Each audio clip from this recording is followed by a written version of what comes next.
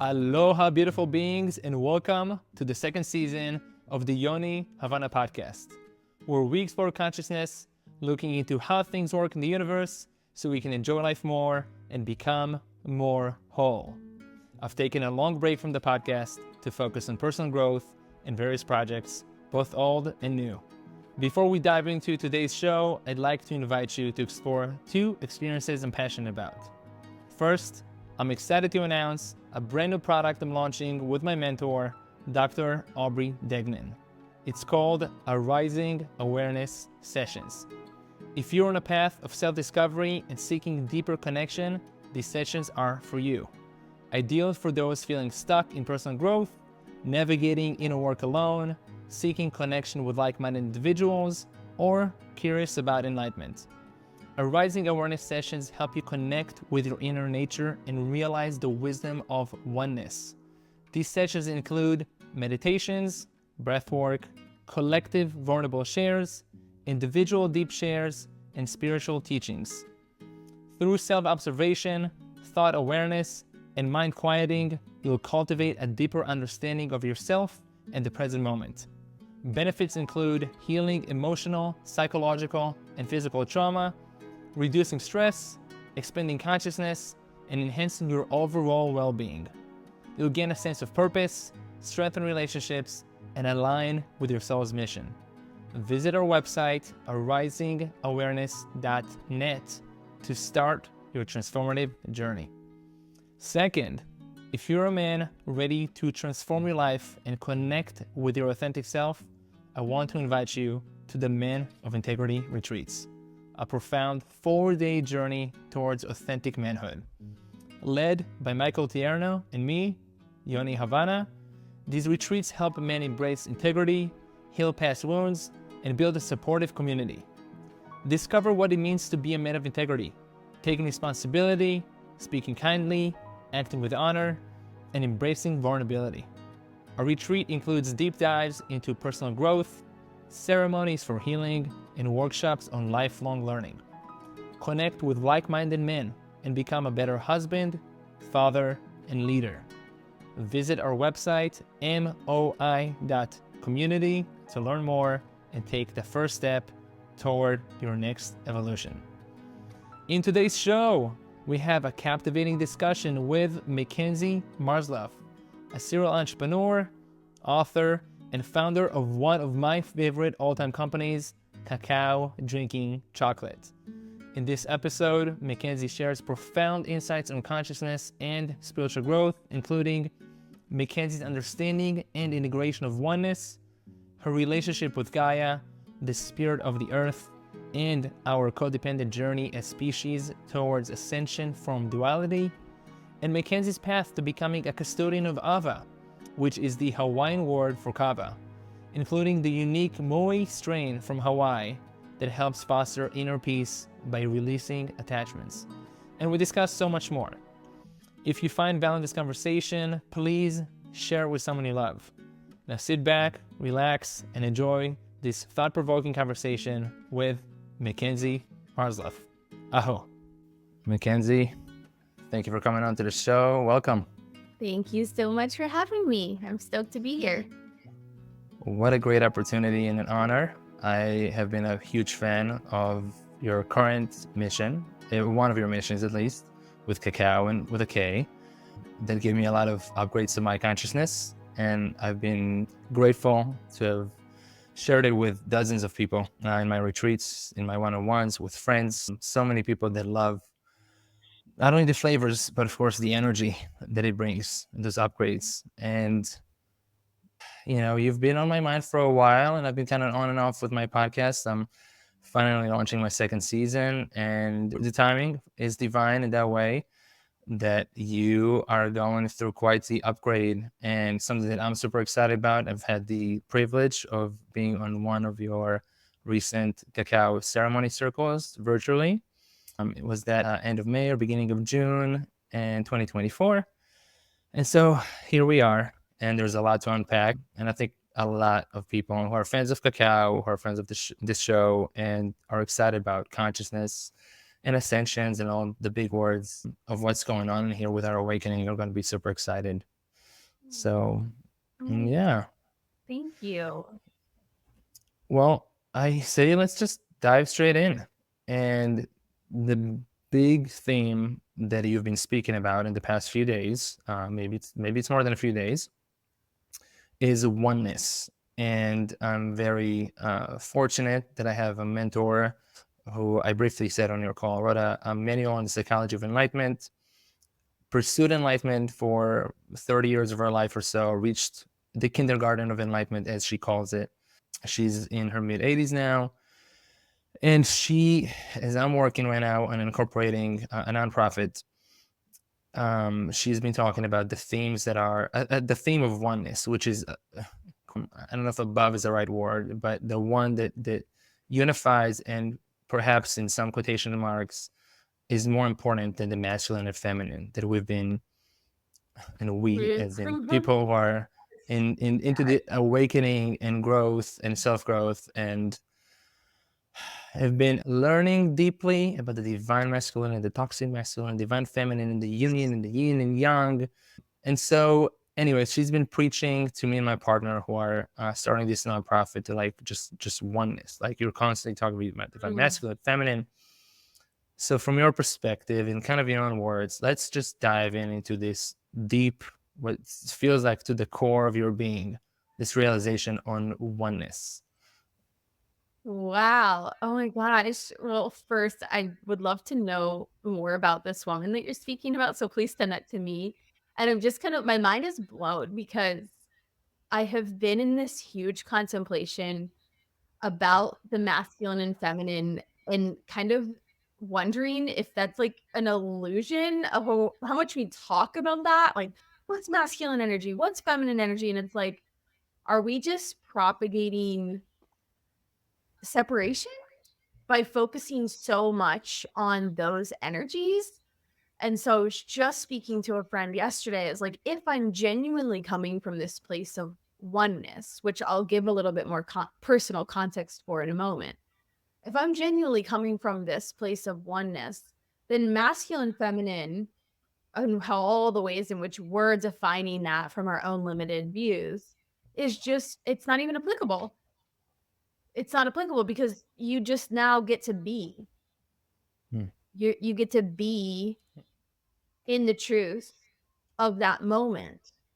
And whatever energy comes forward from you in the truth of your oneness and in your being right there in that present moment is just, it just is, it just is. So anyway, let me give some personal context because I think, I want to make this a human relatable experience.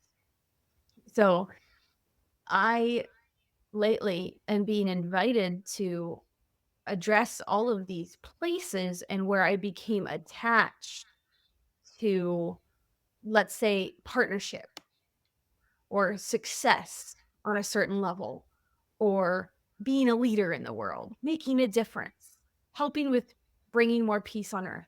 It's like I had identified all these things that I should have in order for me to be an accomplished human. And in those things that I said, okay, I need to have this and this, and I need to help protect the sacred site in Lahaina, and I need to help restore peace on earth, and I need to, all of these things. In that, I was actually creating suffering for myself because I was coming from a place of lack, and that there is somewhere to get, if that makes sense. And actually, I'm just gonna like hone in on a very more personal experience. Is let's just talk about partnership. A year ago, I went through a divorce. It came out of nowhere. I wasn't expecting it. And it was so a part of my identity. This identity I had of myself was the person that is in a sacred union. And I had created a whole world, a whole construct, a whole belief that sacred union in the sacred family could heal the world. And so now I'm not in a sacred union, and then all of a sudden I wasn't in a sacred union, And I was present to this yearning within me, this desire, and then I started looking for it. I started seeking out, where's my king? Where's my king? Where is my divine masculine counterpart? Even asking the question, okay, well, how can I come more into my feminine so that I can attract that? All those conversations that are happening right now. But in this awakening process, which is still so much integrating right now, I'm seeing where the desire and the yearning itself is what created the suffering. Because I'm coming from this place that I'm not whole and complete right now. So this whole download about oneness came in, and I was like, you know what? I want to start approaching everything in my life from that place. So I started applying this truth of our oneness, that we are all one, to even my desire for partnership. And I realized that, wow, even me desiring that and wanting to be like witnessed or wanting something to be reflected to me is all from this individual body of form of separation, which is just not true. It's an illusion. I've been hearing that for years on the spiritual journey, that this is an illusion, that it's the illusion of separation. And I'm like, okay, I think I get it, but I don't know. And now I'm really getting it, where it's like, oh, we're in this realm where we kind of, I guess, maybe chose to forget our oneness through this experience of being in an individual body. And now in that recognition, I can say, oh, much of what I'm seeing in the world and creating from my mind, and the stories and the projections and the yearnings and the desires, are coming from the fact that I'm in this individual body. It's a lot of what I've been creating is from this illusion of separation. Okay, so now how do I orient to the truth of my oneness? Well, now those desires hopefully go away. Or if they don't, I get to, sink into my spiritual practice to release those attachments, because I know that they're all false, because they're not coming from my oneness. It doesn't mean partnership was bad. It doesn't mean success is bad. It doesn't mean connection is bad. It doesn't mean community is bad. It just means if those things show up in front of me, then I get to be present with them. But me yearning for something that's not here is buying into the belief that I'm not one with the all. So I'll pause there and see where you want to go with it. Oh my God, so many ways and so many things that I want to unpack from here. One of them, I'm happy that I'm back on Instagram, because you shared a beautiful video of an Indian kid reciting or singing something from the Bhagavad Gita, and then in English explaining kind of his teacher, perhaps, or the person who's leading him, the adult, asking him, so what is the sequence? And the sequence starts with attachment. He says, leading to desire, leading to anger, delusion. And I mean, there's going on here to confusion of memory, destruction of intellect, perish. But let's just say attachment, desire, anger, delusion, just those steps. Yes. And in so as many texts, we have, and one of my favorites, Autobiography of a Yogi, and the text from his teacher, just still fresh also in my mind in so many ways. And also in those texts, they speak about the yugas. Some people maybe or may not be familiar. That's the idea that, let's say, the planet Earth is going through cycles of darker ages into more lighter ages, and 12,000 cycle years. And then in 1700 AD, we came out of the dark ages into the next one, which I think is called, and I have it here. Okay, so it's called Dwapara. I don't know how to pronounce it. Here is something.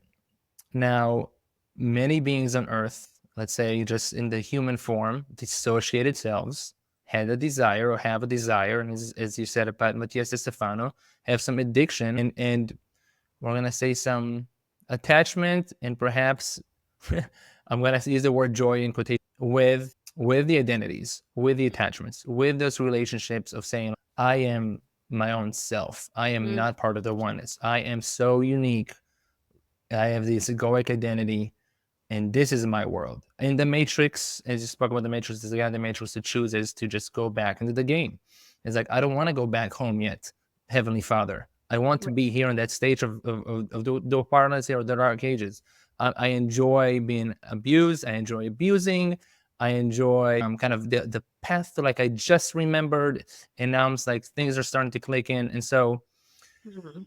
as a collective of Earth, and this is something to discuss, I think the planet in its form, has a desire to be in this stage of Dwapara. Perhaps some inhabitants on Earth, and just like Yogananda was there before, and some perhaps in smaller numbers, have more of a desire to say, like, all right, like, I've done enough incarnations. I'm ready to just go back to oneness, or to the next stage, or whatever that may be. So there's a lot to unpack here. And this is what I'm thinking about. There are yugas. What the planet itself maybe wants to decay. Maybe it has a desire to just be like, I'm done with those cycles too. Like, I'm freaking done.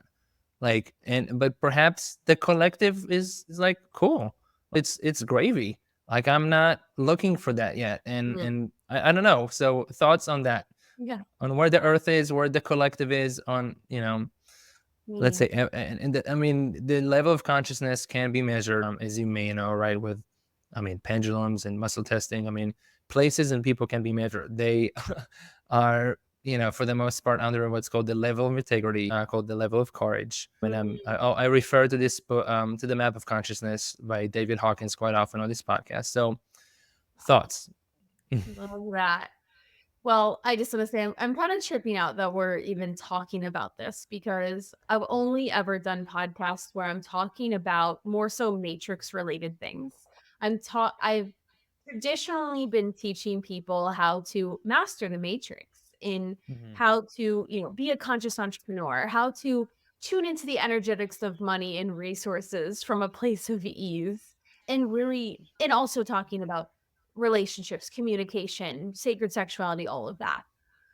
And I guess it's interesting because, we hear about how a lot of people, once they have it all, quote unquote, once they've gotten it all, they've had the relationships, the family, the money, the house, the whatever. A lot of times that's when the spiritual journey starts, Mhm. because they realize, oh, I got all that and there's still something missing.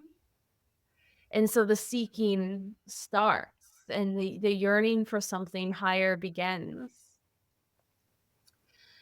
So it's just fascinating to me that we're even, I'm kind of, it feels surreal that we're talking about this. So I guess my what I'm observing is maybe we think we like this experience of incarnating into the matrix, because we get to tap into the essence of creativity.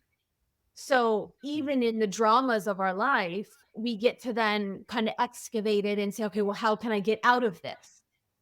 We get to become creative and creatively discover solutions to get out of the lack of resources, to get out of the bad relationship, to get out of the issues in our lives. And then we have a success and we're like, oh my, and we ride that high for a while. Maybe we have a successful business, or we create a beautiful piece of artwork, or we feel the bliss of connection with the beloved, or we have a child and we see the purity in their eyes and we celebrate. And so it's like maybe we enjoy that process of destroying and creating, to kind of play creator in a way. Hmm. And I'm curious, are we ever going to get tired of that? Or are we just going to love it? Like, oh, do we love it so much that we do we not know what's on the other side of that? That's my curiosity, is like, what is on the other side of that if I'm willing to let go of the creative principles that we experience here of destruction and creation, destruction, creation, it, if I was to say, oh, am I willing to let that go? Like even what you referenced, the dark ages, the light ages, the dark ages, the light age, the dark age, the light age, like, will I ever be bored of that and just want to go home, even though I don't know what home really means. I just know that I'm getting very curious. And I'm wondering if other people are getting curious.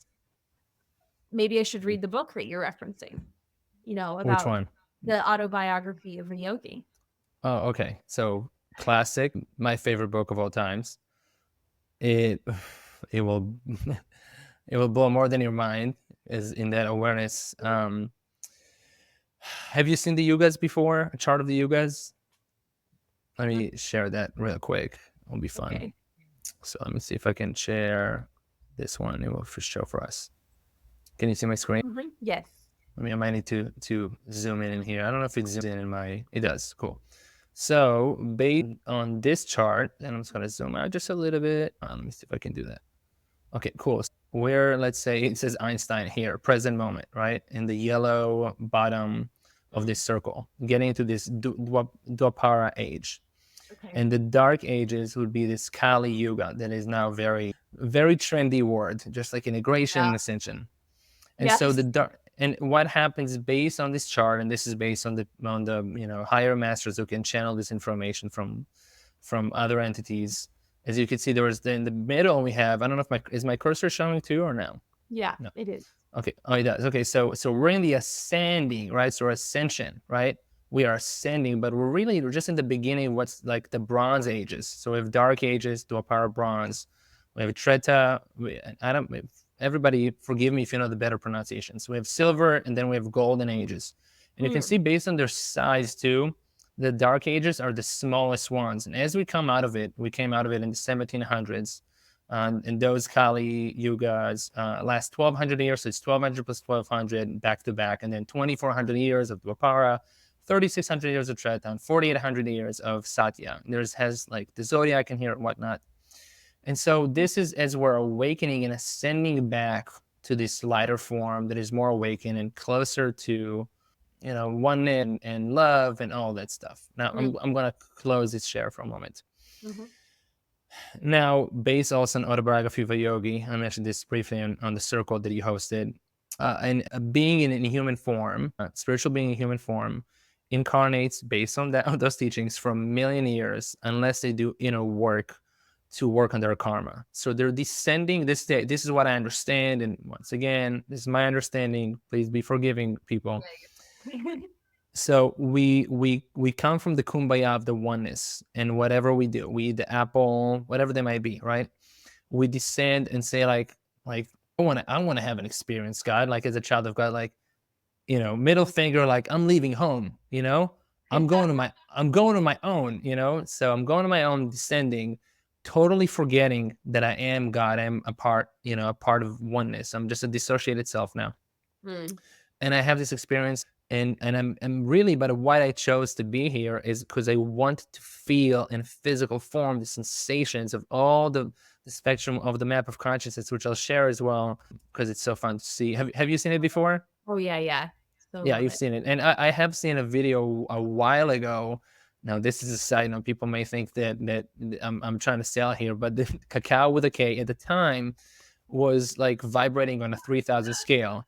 And now this map of consciousness is based on human form. When human form, how much light they can actually hold is up to 1,000 based on this chart. And I'm gonna get back to it. So okay, so we descend to experience the full spectrum of life with the shame and guilt and anger and grief, and then the desire and pride, and and then coming into the higher things of courage and neutrality and acceptance and forgiveness and reason and love and joy, peace and enlightenment. And we're here for that duality of being in the physical form, feeling the feelings, really like just the sensations of all the experience, and surrendering to all of this experience when we can have that awareness of like, I'm like, pain is part of what I desire or part of what I came for. I don't know if desire may be appropriate here.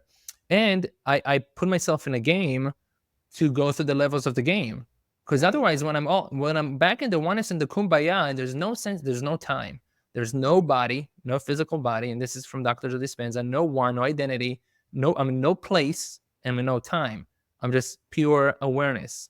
If I'm even awareness within the bowl and soup of oneness. So that's how I see it, and how I see it. And I'm going to touch on another favorite reading, The Surrender Experiment by Michael Singer, Oh yeah. is that letting go of, you talked about preference, letting go of personal preference, noticing preferred preference, noticing the desires and attachments, letting them go, notice, cultivating awareness, letting them go, and just going with the flow of life, letting life. And this is another, I'm borrowing another one from Bernardo Kastrup, and as people may say, I like to study this, letting life play me like a violin, like the instrument of consciousness that I'm here to be played, and realize what's my role here for my own growth in doing my own levels of the video game of the matrix, and also being in service. And I think, as you touched on, for a bunch of people, it takes getting to that place of safety and security, and having the foundation, or maybe it's like the chakras. We get to the first and second, they're really solid and they're ready to keep moving on and letting that energy rise. And for some people, including myself, I'm not even in that stability yet. It's not like I have it all figured out at all. And there are distinctions of teachers that they go to the cave, and only once they come out of the cave, they're like, "What's up? I have the good stuff for you." And there's some of them like, "Look, I'm just trying to figure it out. I can't even pronounce what it says here on the visuals, but let's go." You know. Yeah. So that's my Totally. rant on Kali Yuga's map of consciousness. I think, from my interpretation, we're here to go through those levels of the game. This is part of the fun, and we're here to experience in the human form. I mean, what do you think? Yeah. Well, I want to come back to what you referenced about the planet and the earth, because for those that don't know, I have always been, well, not always, but for the last 8 years, I guess maybe almost 10 years now, been working with the medicine of uni, which is also known as ayahuasca. And I've had this journey of kind of working with it and then taking a lot of time working with it, integrating for years, whatnot. But in that, or coming from that, was the cacao and this Mm. connection with ceremonial cacao, true heirloom cacao. And so, yes, for 8 years, I've been on this journey of sharing cacao. And also, of course, like tapping into other plants. But the umbrella of that is my connection with Gaia, who I refer to as the spirit of cacao. Or sorry, not the spirit, it's the spirit of the earth. And the Mhm. reason why I said spirit of cacao is because on the bag of cacao that I share, you'll see the dragon. And that actually is Gaia. That's representing the spirit of the earth, the soul, the essence of the earth. Meaning the soul, like Gaia will live on even when this planet isn't here anymore. Just like we have a soul, so does Mother Earth. And I believe so do these plants. So the Mhm. reason why I'm looping back into this conversation is because a lot of us are on that are on this spiritual journey are working with plants to help expand our consciousness, to help heal, to help have higher awareness, and to connect into something bigger than us. And up until now, I and I still am extremely reverent to all of these medicines and also to Gaia herself.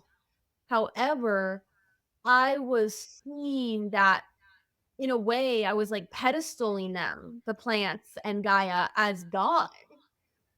And now in this experience of my oneness, I'm recognizing that, oh, they are also a fractal of consciousness that are also on an evolutionary journey.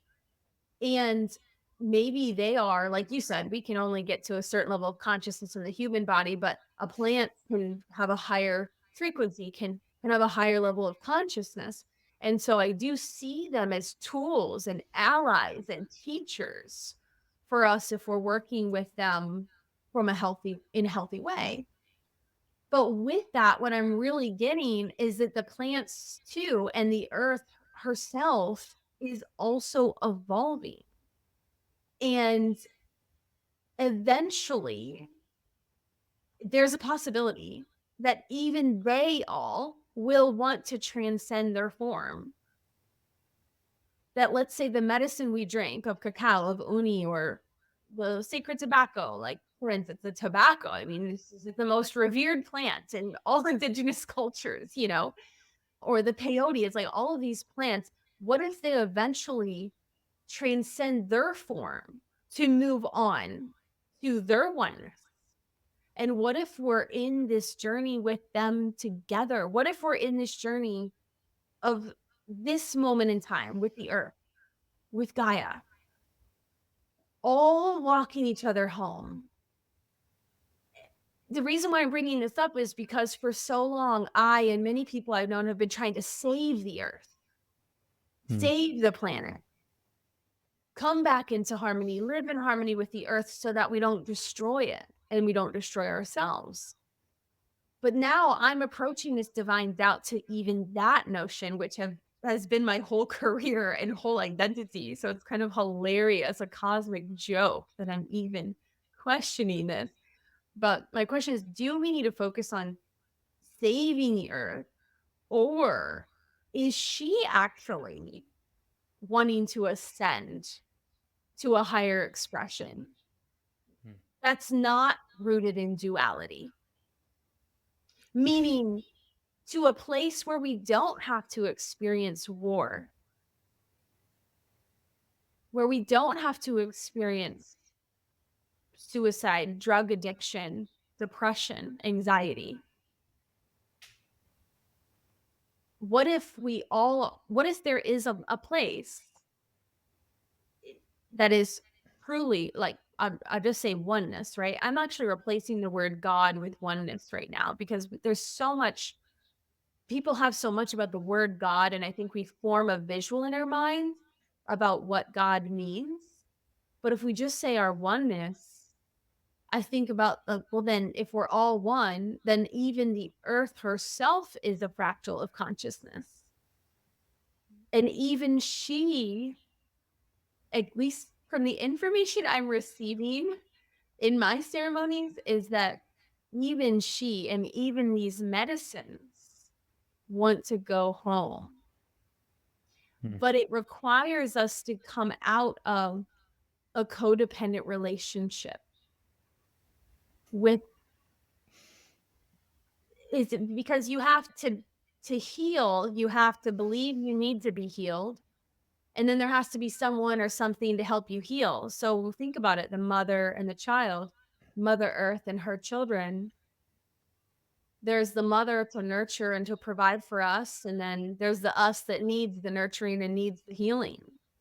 But that in itself is all still rooted in separation, because it takes two fractals of consciousness or multiple fractals of consciousness to be in that relationship.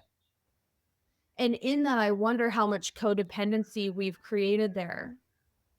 Because when I'm tapping into this and when I'm communing with these plants and with her, I actually can sense fear that she is just as scared as we are to take this leap of consciousness. It's really fascinating. And I'm looking at her like, oh, like, you need me to grab your hand. You want me to grab your hand as much as I want you to grab my hand. And I guess that's the cool thing about this time, is that we all get to do this together with all this information coming out, with all of these ways that we get to communicate with technology. We get to actually hold each other's hands. You know what? I know we don't know what's on the other side. And I know we've been in this pattern of incarnating on this realm, on this planet for so long. But let's take a rocket ship together and go to a higher experience. It's going to be a leap of faith. And I feel that as a custodian, whatever you want to call me, of Gaia and of these plants, that's what I'm picking up on, is that they want to go too. They want to evolve out of the codependent relationship, because, when if you worked with Uni, which is ayahuasca, what the Yawanawa call ayahuasca, think about it. You drink the medicine and you purge. Or you drink the medicine, you have these big experiences, you heal, you open. But in order for there to be medicine, there needs to be someone that needs medicine. In order for medicine to exist, you need someone that needs to be healed. And think about, what does the medicine get from being the medicine? What does she get from being the one to heal us? Maybe she's just as attached to us. Maybe the divine mother or the cosmic mother or Mother Earth or Mother Grandmother Ayahuasca, maybe Mama KAKAO, maybe they're as attached to us as we've become attached to them. So what's it going to take for us to release those attachments in both parties, both Gaia and all of her expressions through her different plants and herbs and remedies? What's it going to take for us to detach and walk away, almost like step away from each other to really know the truth of each other? I'm excited to touch on a few things in here. One of them is one of the guests who's been on my podcast. Her name is Crew Van Holzerdorf Feeling. Mentioned that the Earth itself as a being has become a conscious creator in 2012. And so perhaps asleep until then, awakened, and now and you could think I look at you right in physical form, and you look at the Earth from above, it's just one thing. You can't see the people on it, you can't see the animals on it, you can't see, say, even the trees and all the sentient beings. So there's a lot of cells that say in your body, and they have all their individual uniqueness. And so let's say that, okay, the Earth is awakened now, and we're awakening as being part of the Earth, and that's the desire. And it comes back, right? So desire perhaps comes from attachment. Now, I do want to say, in cultivating awareness, there are 3 stages that I know from my teacher. And I'll give a little plug here. We're about to launch this really awesome weekly sessions called Arising Awareness Sessions, which are about cultivating awareness. And the 3 stages are, first one is healing. And you say the plants, let's say, are here for healing. The second stage, and there's healing on a few facets. There's, mental, energetic, karmic, physical, emotional, etc. Healing, step 1. Step 2, opening. Now that we clear the vessel, we can open. And when we keep the opening happening, we come to the last stage of fully awakening, get into that enlightenment. So let's say, take the assumptions for a second. We're moving on in the wheel of these yugas, of the stages of the Earth, as it goes from the darker to the lighter stages. This is just aside from the 2012 creator. Let's say that this is a whole different thing. But in those cycles, the plants serve their purpose more in the healing when it's darker, then more in the opening, and then more in just the fully awakening.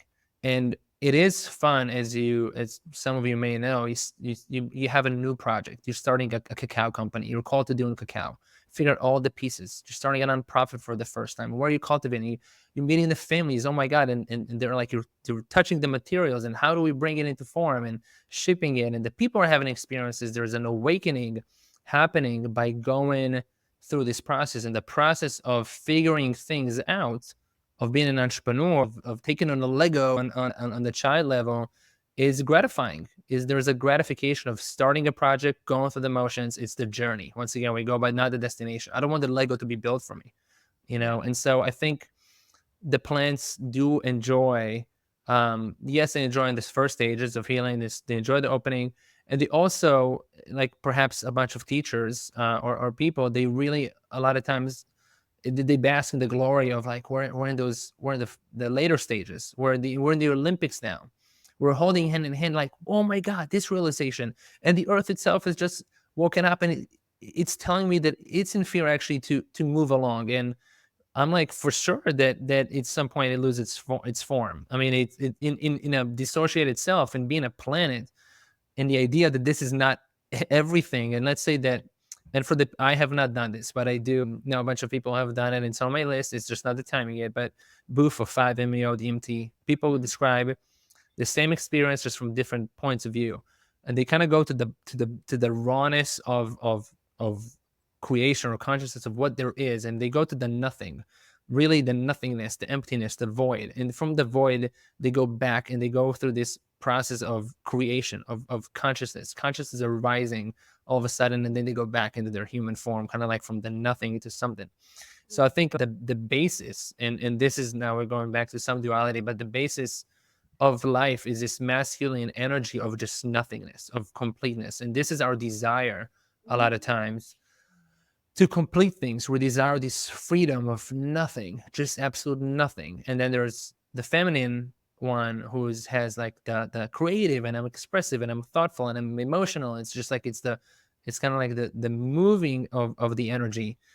And what I have, and I was going back to more like here and now in the human bodies. And like, as you said, we're here in the human form. We're still having a good time. I'm enjoying the KAKAO. I'm enjoying moving my body. My kids, I just saw them coming home. It's going to be fun to hug and be silly and all those things. And I was just writing to my wife at an anniversary recently. Like, the fun of our journey is that we're having fun. We're being silly, and we're also helping each other like figure out the karmic lessons, spiritual lessons. We're not whatever, so we're partnering on this, yes, there's all the good, there's the other stuff on it. Sure, there's a level of physical attraction, but I was just talking to my friends, like those levels where I was, and especially 10 years ago, 37 now, it's the experiences that I've had more of the egoic identity of you were talking about, like men, women, like all of that is it's transcending. Like it's not as exciting anymore. It's cool, but like it's like this is the growing up, this is the being mature in my way. And so and I'm looking back at those days, like I had fun too. Like it was fun to be more ignorant, more asleep, and be more materialistic. Right. And so yeah, I think, with all that, it's like what is there to do in the desire. So the desire of the plants, the desire of the humans, and all that, what I've been really working on, and I spoke about it on your call too, it's like releasing the attachments and desires and the personal preference from the surrender experiment. Just play me. I just play, just real surrender to flow, with no desire of like, I'm gonna ascend at this point, I'm gonna reach alignment at this point, I'm yearning to go home, I'm yearning to do this. I'm trying to, as soon as I notice the yearning, let it go, empty the vessel, let it play me, and just observe as the words come out of my mouth, as the sensations arise, as the experiences arise. And that's it. I mean, in that way, I'm letting the game play me rather than me trying to play the game. How if and I want to bring this point, which is so relevant. I am from Israel, born and raised in Israel. The greatest day of my life, which I wasn't aware of what was going on in my homeland, was October 7th, because I was doing a journey with plant medicine where I didn't know that that's what's going to happen. And the smallest amount that I've done so far was shot into, with my third eye, into the bottom of my heart, and released knots after knots, and memories of past lives came and jolts of energy and electricity just like tossed my body in different parts of the room. The pain and the liberation, it was pain, liberation, the duality of that, the relief, the tears of joy. I didn't know what was going on at the same time of the attacks. I'm thinking like, I'm going to call my parents the day after and see if they feel like, I just cleaned up pages of karma for the bloodline, which is still a huge mission of mine. And, its own timing. So I'm cleaning up the pages, and then I realized, okay, so they wrote a bunch of new pages. This is my deep realization. It's like, saving who from what? Saving my people from what? From the fight that they desire and attract? Saving the neighbors? They all want it on some level. I'm not trying to save not the planet, not the people. I'm trying not to interfere in the processes that are so natural, of what humans experience, of what, let's save this one. As you said, let's protect this one. Forget about protecting and saving anybody. What about just be here now, be present, see what happens. If you feel called to, and I'm saying inspired action rather than preference, I'm feeling called to share information and to record a podcast with you, because there is a calling, right? So it's more like a knock knock, like, can you please do that? I will get this screen behind me in my home office, get the microphone going on, and we're gonna record this. Yes, it definitely hits the spot for me. And I know that it serves. The service is, it's like a cliche, but it's of service. I'm serving. I'm constantly serving. As soon as we finish this podcast, I know easier said than done. I slip backwards on the phone like kettlebell in here, and that's my last time in this form. Okay. So, I mean, I know there's attachment. There's gonna be disappointment and sadness with the kiddos next door here, wife, a bunch of people that know me that I'm being of service to. We have those contracts, karmic contracts, whatever they might be, but they're gonna be fine. Everybody's gonna be fine because in the equanimity, there's no important or non-important or good or bad. As in the positive, it's whatever the game wants to play. And I think releasing the attachment to the game and just letting it be will help to be in those eventually higher perhaps levels of consciousness. Also by being in those other ones. Last thing I want to say on this rant is the message that I received on October 7th when I did this journey, while not knowing what's going on in my homeland, is that I felt like God was telling me, like, son, and I was like, okay, like, it's someone, I'm like, can this be over? Like, this is extremely, like, son, you chose this. You can come home whenever you want. Like, the keys are right there. You know, you want to come home, but you want to be here. You love this pain. This pain is your teacher. You asked me to send you there to school, to camp, whatever you want to call this, to experience the pain, so you can experience the duality in all of the pain and the liberation. They were the same power. It was just like these crazy visions of me being killed in different ways, in so many ways.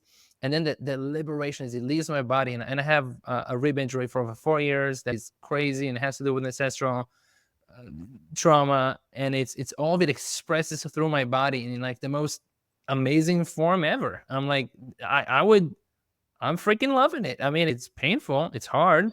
It's not fun, and it's fun. It's like, I don't know. I mean, it's now I'm contradicting myself, but this is what it is. It's all of it. This is what duality is about. It's the whole gamut. Here's my rant. Yeah. Oh my God, there's so much there. Well, I mean, crazy that, creator, source, God, whatever you were experiencing, said you have the keys to leave anytime. You're choosing this. And wow, so powerful. And then for you to talk about, if you were to pass, the people that would be upset, that would be, it would be hard. And then you said, but they'd be fine. It's like, well, from this new place of awareness, we get to teach the children that this is just a temporary moment in time, and it's only one fractal of the truth. So if someone passes, it's like we get to teach them that they are going home to their oneness, versus how we've really made death wrong, here on this planet, and made it something that's bad or sad versus something that's actually liberating. So I just wanted to reflect that. And then my question for you is, you said something about the masculine. You said something about how, like, that masculine principle of being complete, going home, and then how the feminine energy is the circle. Like, we want to, I'm saying we, but let's just say the feminine is the creative, stay in the energy.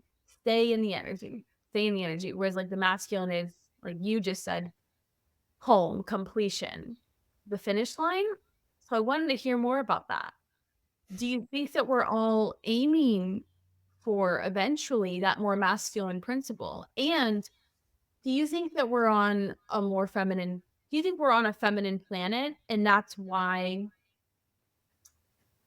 we stay in this loop, and it's like we want to keep exploring the feminine quality? And do you think that's a distraction from going home? Those are some big questions.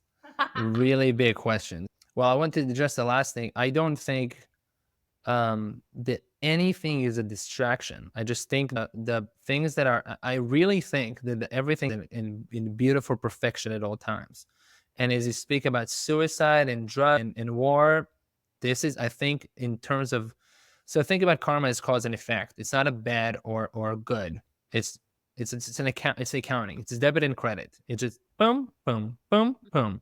It at cause that brings the effect in current life and then in past lives. So when somebody experiences something, they do it for karmic reason. And I think that other beings can take on other people's karma and work their karma out for them. They can work out a karma for people, for a lineage, which is part of what I'm doing.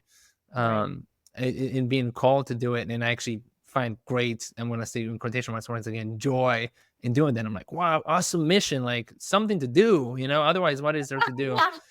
So, and this is what it's about. There's something to do. It's like when people like they're looking forward to the completion in the masculine form, they're looking forward to, they're looking for retirement. And then what? They're hitting a bunch of golf balls and drinking margaritas. They're bored out of their minds. I mean, the whole excitement in the feminine ways is to be creative. Now, and I'm going to bring, and this is a book that I'm bringing it for the second time. We're studying it in our men's community, and I'm constantly plugging because this is my life. But this is From the Core by John Wineland. An amazing book. He was a student of David Data, who's known for the way of the superior man. And I know it sounds not exact. It's not. It doesn't. It's not what it sounds. And he speaks here about being creative, being thoughtful, being just in the feminine energy while being tethered to that force. So as I'm standing here and having these thoughts and emotions, I'm moving my hands, my feet are sunk into the ground, and I can feel that subtle energy that is holding me, and I'm kind of like being connected to both. I think that's what I'm enjoying more. It's not being more feminine or being more masculine. I don't know where the average of consciousness stays in. I would, if I had to assume, yes, it's more in the feminine. It's more stuck in some loops without being, but it's yearning for more balance. That's why it's yearning for more masculine, healthy masculine energy. And so what the Tao speaks about being in the center. The Tao speaks about equanimity, once again, like the 50-50, So what I try to do, and I didn't know what masculinity means. I'm still figuring it out, but I didn't know what masculinity means at all 3 years ago. It's just like, what are you talking about? Like, I thought it was like masculine means like you have a mustache or you have some Marlboro and you're on a horse. Like, nothing like that. It's just, no, it's not that. It's this force that it's way beyond people. It's way beyond sentient beings. That's how I see it. And maybe as we think about the creation of this earth, it's just like there's the nothingness, and then out of the nothingness comes this feminine energy that starts splitting itself, and dancing around in polarity. It's slowly organizing in some structured ways, and we're drinking perhaps the water from the blue bottles, and it's taking form. And if we look out, it's all and beautiful. I mean, there's, in some ways, it's beautifully structured. You look at the trees, you look at the flowers, you look at the earth. Yeah, it doesn't have, the tree can be crooked, the vegetable can be quote unquote ugly, but it is organized. It has intelligence. Consciousness has intelligence. And so, yeah, once again, this is why I love how you said we're opening the conversation. It's like, I know so little about so little things. It's like, this little speck of a speck, like, hey, I'm awakening, like, what's up? Like, I'm trying to figure things out. So and that's again about seeking. So it's a process of letting go of the seeking. And I enjoy reading this text. I'm called to doing this text, and it's letting go of like the time of when I'm going to finish them or when I'm going to get a certain amount of knowledge. Anyways, that's another rant right there. Love it. You're changing locations? Yeah, I just needed to stand on my standing desk now. No, thank you for sharing that. Appreciate it so much. I don't know. I mean, as I said, we're and this is what it is. We're those dissociated selves. It's part of the oneness. And it is little like cells having a conversation about what is going on in here. Do we want to do something else? Are we called to do something else? How do we end up in here? Like before then, we thought we're doing something. Just saying like, oh, let's heal the planet. Let's heal pretty much our bodies. Like, think about a cell within our bodies. Let's heal our bodies. Let's do things consciously. Like, let's hug and clean the waters. Yeah, I still think so. And when people tell me, and I hear their stories of, whatever they're doing right now, they're getting resources to be more independent and sovereign. Like, by all means, do not stop doing that. If this is what you're called to do, that's perfect. That's absolutely perfect. And I have my own resources, but it's about like the obsession. And are we living out of two things, fear or desire? And examine your life. Is it coming from one of those? Most likely it's coming from one of those. You either desire to do something or you're doing something out of fear. And not saying that I'm excluded. I'm slowly working on Totally. noticing when those things come, letting go and seeing if some sort of something more intelligent perhaps than my mind can lead me to do what that desires to do. And let's say the planet or something else, or that's just such a big question. Totally. Wow. I love that. Like, just to remember that fear or desire, if it's coming from there, then you know that there is some sort of attachment to let go of. Yeah. So good. Yeah, what's fun is that you said you've been perhaps on a bunch of podcasts. You've been on working like this conscious, whatever you said, entrepreneurship and the sacred sexuality and all that. And now you're my podcast, which I launched it. And there are plenty of podcasts out there, and I know a good amount of podcasters too, who are doing a great job and have great audiences, and this is their lives. But I figure like I'm scratching this itch that is being presented to me that other people have, and it's to say this kind of like something feeling like, okay, so like where's where's the more of like what's above the structured water and ayahuasca and and the journeys, and once again I do all of that, like Yep. not to Yep. discount all of that. It's like what's next. And I'm happy we touched on all of that, and then we're kind of bringing it back to like, yes, we're in physical form. I drink cacao almost every day, and however I do that, I have my different ways of doing that. Sometimes I just sit with my big cathedral crystal, and sometimes outside under a tree in the sun, and sometimes I do it while I'm talking to somebody on the phone and I'm not being as conscious Yeah. about what's going on in here. But I feel very you said it's like, yeah, for sure there's an attachment there, right? I feel very nourished. I enjoy it a lot, and you're launching a new product, and I love for you because I've shared the cacao with so many people. I actually constantly gift bags. I mean, I get them, and I get a bunch of them, and I constantly gift bags. How can I not? It's when you said something about even like charging for things. It's hard. It's been hard for me to charge people for anything, because one, who am I charging? I'm charging myself, and then it's like realizing, but like okay, Yep. myself, the way dissociated self works is like it's more motivated to work on itself when Yep. it's more invested. So it's like I've been in that loop too.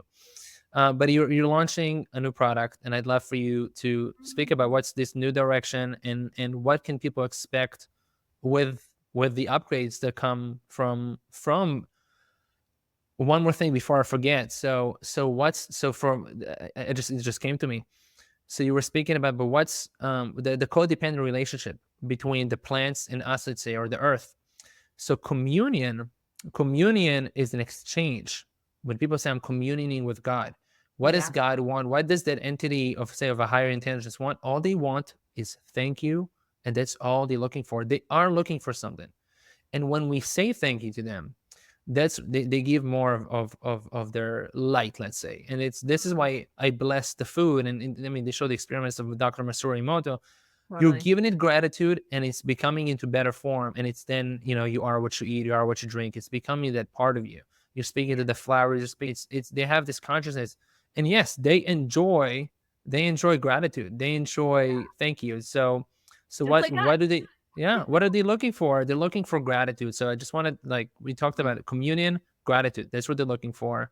And I think they're here for service, and they arise, the tobacco, all of those things. They arise when they feel called to be arising, and when their service is done, just like my service in this human form, or perhaps as a spirit on this earth, will be done. We'll move on. I think it's just going to be a natural process, rather than more of a desire of like, I like the war sucks, and people are killing themselves and all of that suck. Like, yeah, it sucks in duality. It sucks, but otherwise, it's fine. It's perfect.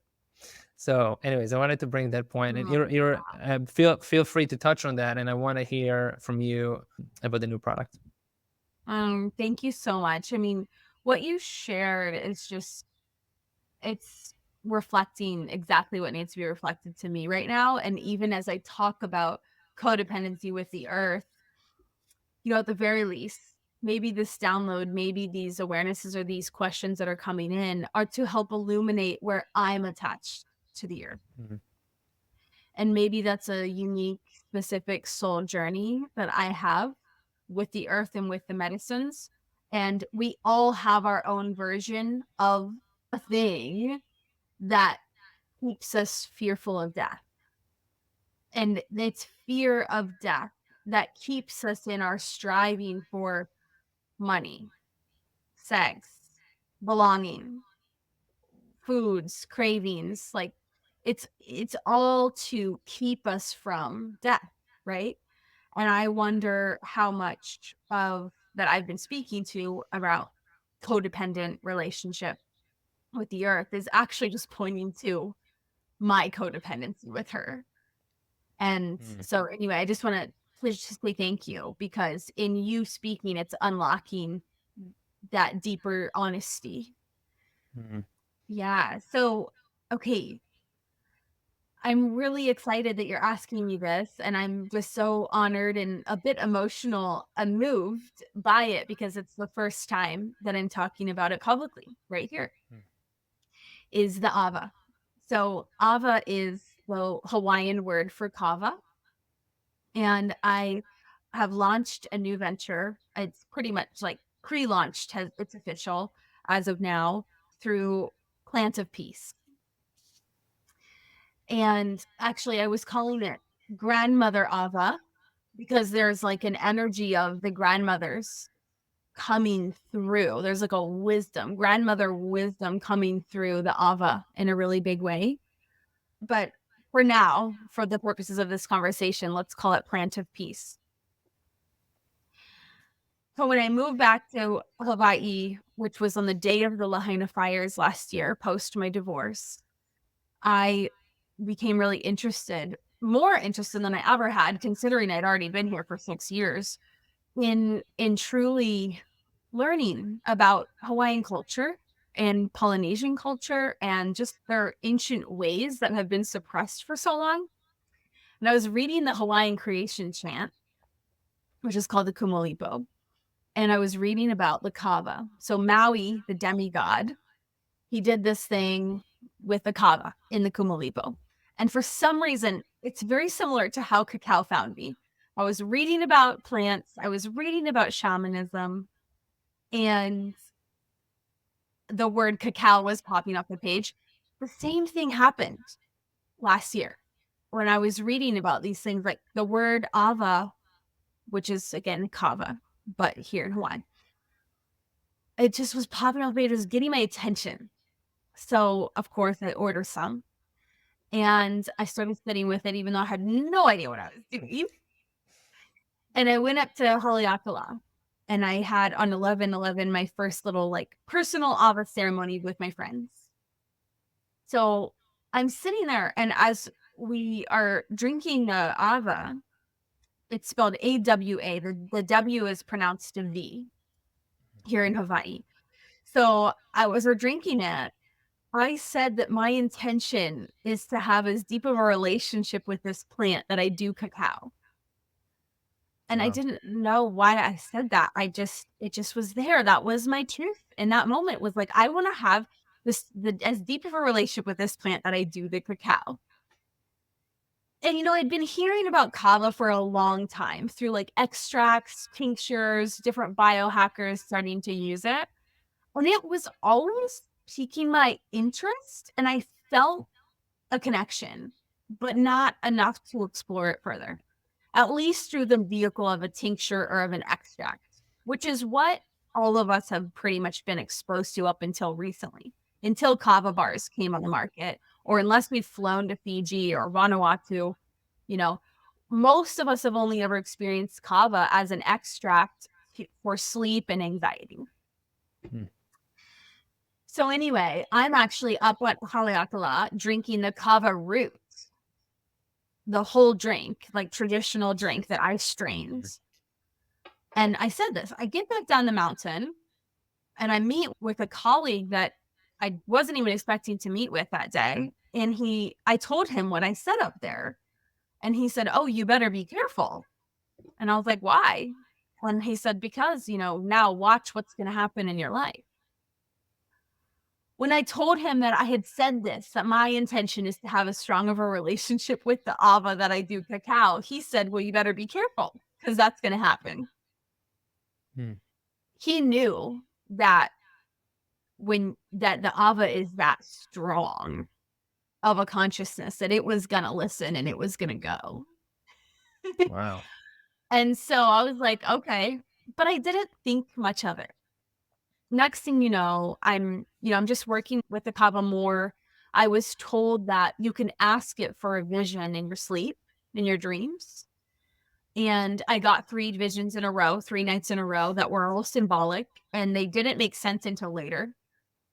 And then next thing you know, I'm hearing that I need to go visit Tahiti. I need to visit the Polynesian Triangle. I need to go to Rapa Nui. I need to go to Fiji. I need to go to Vanuatu. I need to go to New Zealand. And it was just all this travel downloaded in.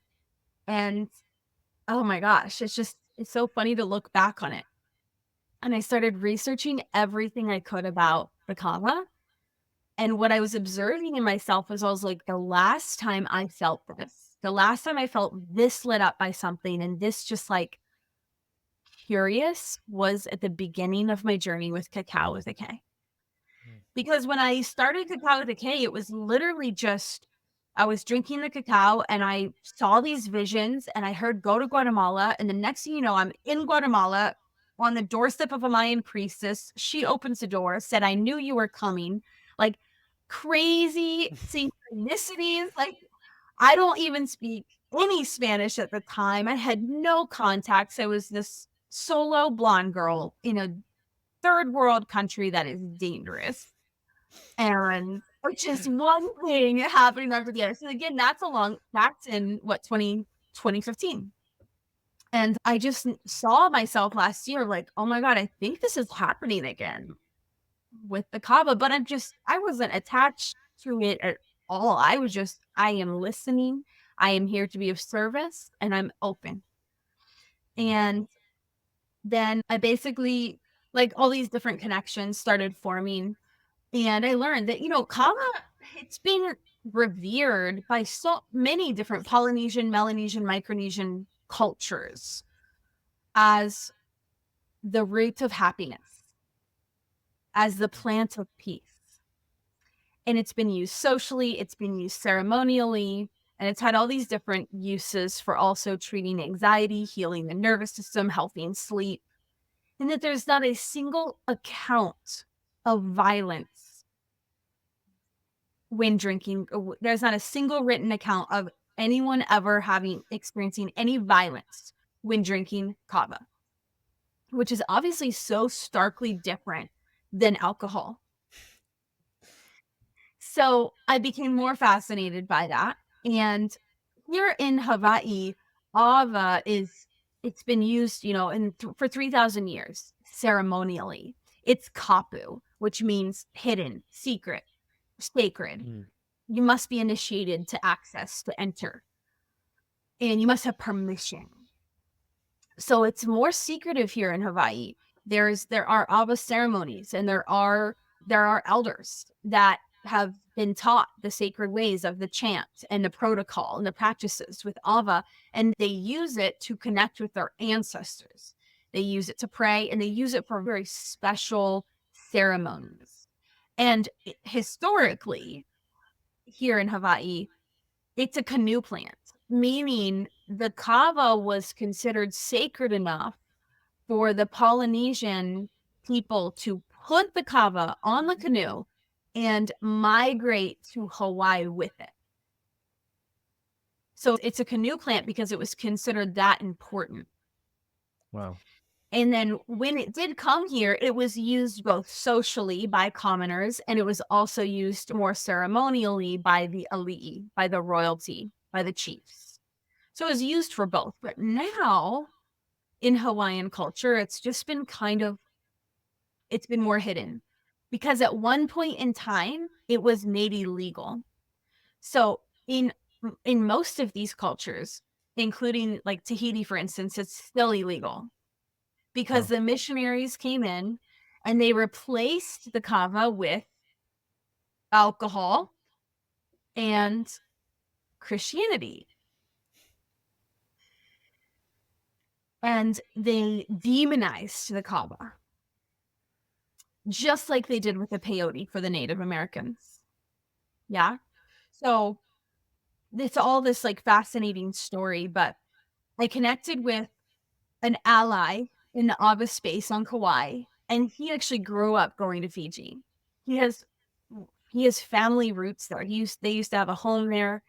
There are children there named after his father. So long story short, I am all of a sudden in Fiji with this guy from Kauai that I've never met before, not on the main island, but in Savu Savu, which is an island off the main island, in the village of Vivili, with the chief, where you have to bring him kava to even get permission to go to a waterfall. God. And I'm sitting on the floor, because there's no furniture, in this village on the porch with this whole family. And we're drinking kava together for a whole week. Oh my God. It's like, it's just crazy the synchronicities that have happened. And so obviously I learned a lot. That was just 2 months ago in Fiji. And it's so starkly different than the cultural practices here in Hawaii. But long story short, I was trying to share some background and some miracles that have happened in this journey. What I know is that the Awa / the Kava has activated me as a custodian for the wisdom and the intelligence that is in the consciousness of this plant. And what I know so far is that the consciousness of this plant is about peace.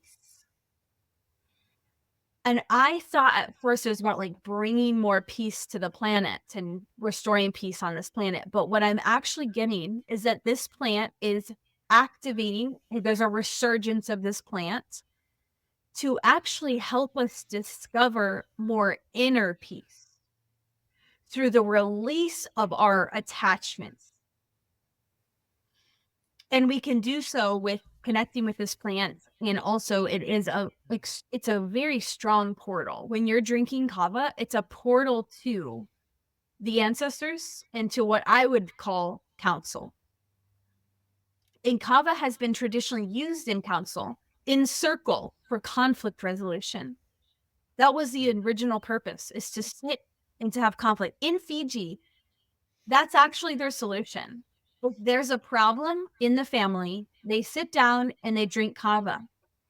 And they drink the kava until the problem is solved, until the conflict is resolved. Wow. And they say, inevitably, it will get resolved. If that person is still in conflict or still in division or still in anger, you give them more kava. It's crazy. Whoa. So the kava is, I think, yes, a way for us to come together in council right now, and also to sit in council with our spirit squad or our team or, our connection to something higher, and to discover more inner peace within ourselves, with each other, and with this human experience.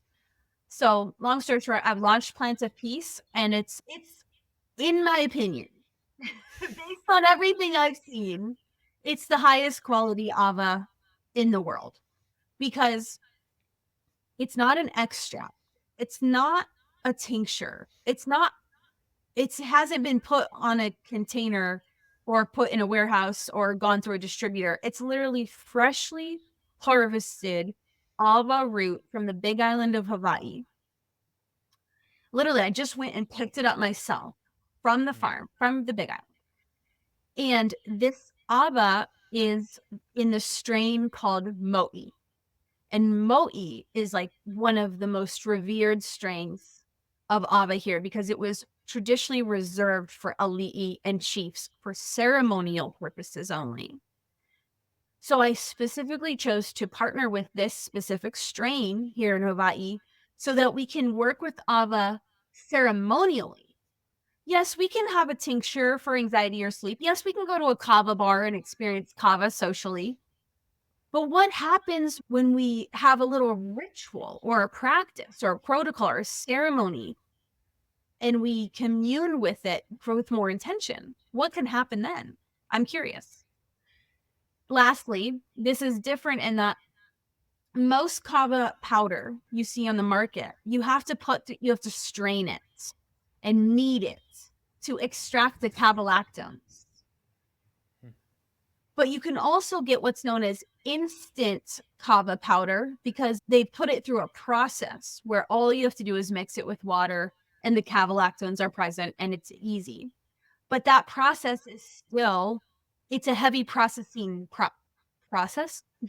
It involves a lot of equipment and it's called micronized.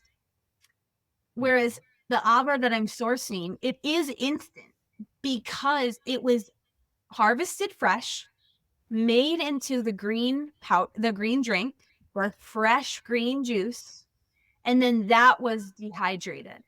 What was left over was the high cavalactone content of this whole kava root. And so now people get to work with this high quality ava, but in a way that doesn't require all the straining. They just get to mix it with water. Okay, the last thing I'll share is that's the Hawaiian lineage coming through. But my intention and my vision is to also partner with the family of Vivili, that village that I was with in Fiji.